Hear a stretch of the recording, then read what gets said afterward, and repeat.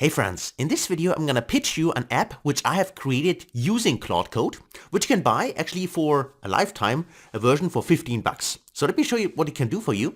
So it works on a Windows operating system, and it's basically a speech-to-text application with complete privacy control, meaning you don't have to send any data to a third-party provider. You can use it directly on your machine without any internet connection, and the data is always secure. So it's called Distill, and you can see I already launched it.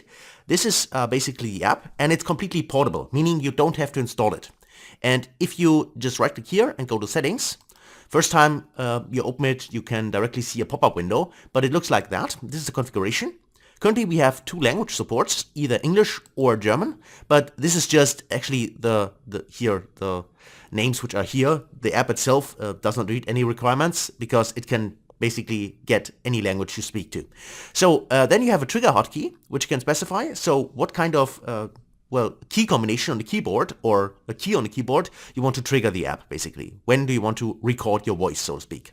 And then you have different recording modes. Either you hold the keyboard during the recording or you say toggle, meaning you click the key once, then you record, and if you want to stop the recording, you click it once again. That's basically the idea behind hold and toggle. So currently it's set to hold, meaning I need to hold the keyboard.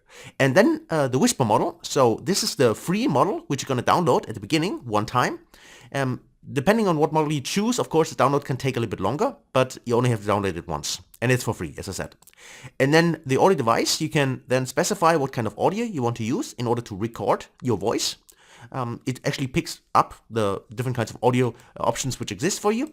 And then you also can specify the overlay, meaning you'll see that if you record something, then there's a little icon which can appear on your screen, which tells you basically that you're recording something. And I'm going to show you that just in a minute. And then you can specify whether it should start when you start Windows and whether it should play a sound. So as the kind of sound you hear when you know, okay, now the application starts and then the application stops. You can also take this off, and then you can also extend this with OpenAI or Anthropic. I'm going to show you this in a minute as well if you want to do that. However, if you check this option and use it, then of course your data is no longer private, because then you would send data also to the third-party provider, which is OpenAI or Anthropic. So let me just save that and let's just see how it works. You basically have my keyboard, so I can enter something like, "Hello world, how are you?" And you see that basically now I actually added this to Claude, right? And I can do this to any kind of program. I can also use it inside Microsoft Word or any other kind of tool. It's really up to me. So if I go here, just an example, and say, this application is awesome.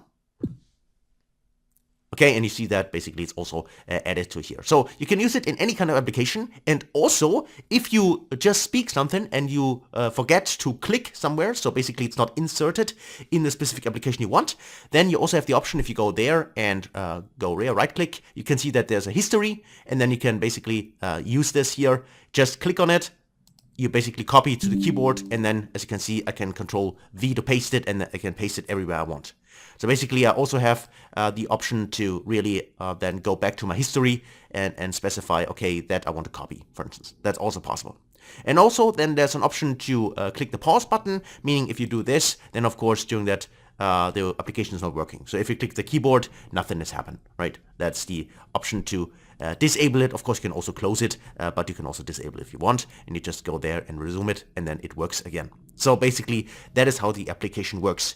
And the other feature I wanted to show you is this additional feature, which is then not privacy secured anymore, but which is the option. If I go there, go to the settings option one more time, and then specify here where exactly LMM text cleanup exists. You can tag this option, and then you can basically choose the provider, OpenAI or Anthropic. These are the two. You can add your API key in here, and then you can specify a cleanup style. There are these styles: fixed grammar, remove filler words, both, or custom.